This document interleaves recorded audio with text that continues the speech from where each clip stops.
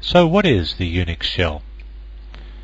It's the subject material of this course, so I guess it's reasonable that we have a good understanding of what it actually is. Well, let's take that question back one step and ask, what is a shell? Do you know the answer to that? What is a shell when it comes to an operating system? What is the shell?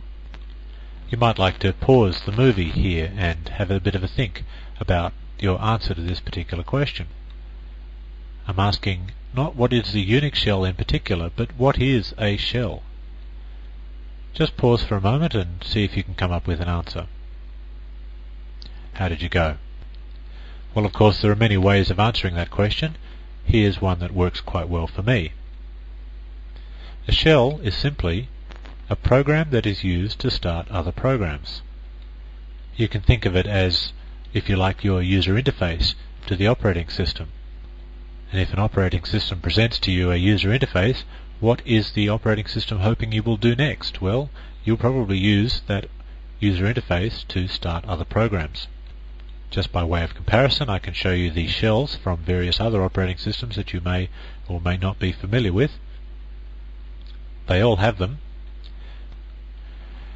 The shell for DOS, if you've ever been using DOS, is the old favorite command.com.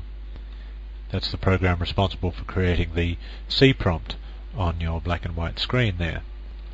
If you've used Windows 3.1 or Windows NT, any version of that less than 4, you will probably be familiar with a program called Program Manager. Now, as you can see, both Program Manager and command.com are simply programs that are used to start other programs. They both go about it completely different ways. With command.com, you have to type in the name of the program that you want and then press enter. With Program Manager, you're presented with a series of icons which you then double click on to start the program that you want. And later versions of Windows, such as Windows 95, 98, 2000 and so on, use a program known as Windows Explorer.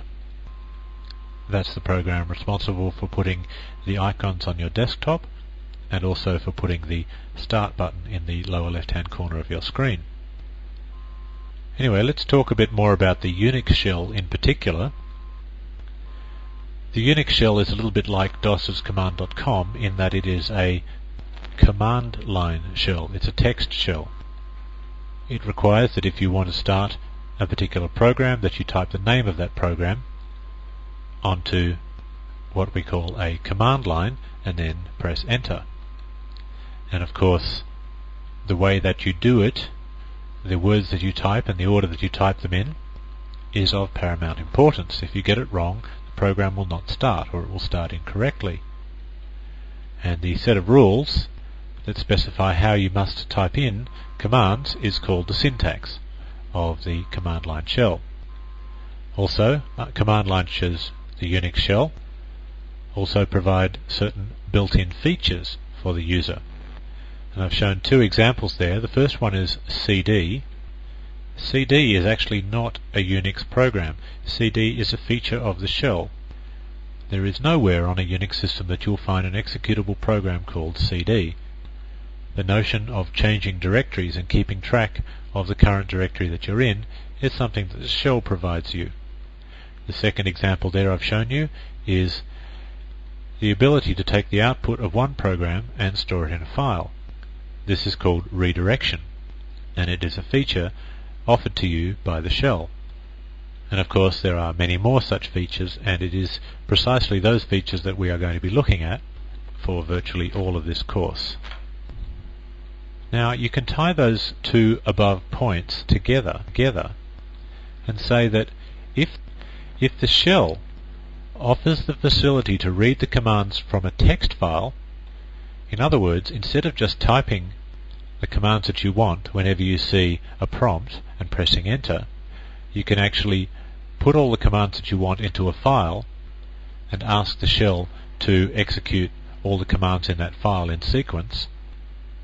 If the shell offers the facility to do that, then the syntax that we talked about in the first bullet point and the features in the second bullet point may all be collectively thought of as a programming language. And those files, where you've written down the names of the commands that you want to run, those can be thought of as scripts or programs. Thus, the shell is actually two things. It is a user interface between you and the operating system for the purpose of starting programs, and it is also a programming language. Incidentally, the DOS shell, which is command.com, is also a programming language in the same way that the UNIX shell is a programming language, because the DOS interpret batch files. Batch files are the DOS equivalent of shell scripts. The UNIX shell's syntax and built-in commands are far superior to those of command.com. Okay, so I hope from this particular module you have a slightly better understanding of what it is that the UNIX shell is for.